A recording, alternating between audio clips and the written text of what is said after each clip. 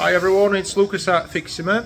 Today I'll tell you a little bit more about two different types of steps cladding we do. Let me switch.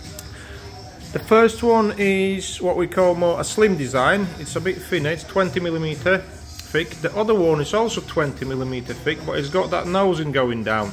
That is to create a visual effect of 40mm threads when it's all done. Obviously these threads down here, they're only little samples, but I'll tell a little bit more what the groove is for and how it works with the riser.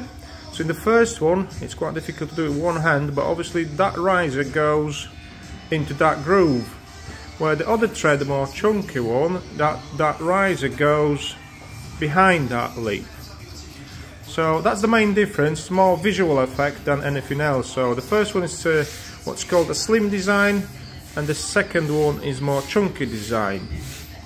In the next clip I will tell a little bit more about each individual thread, and I'll explain what these grooves are at the back for, what the codes are and how to buy them.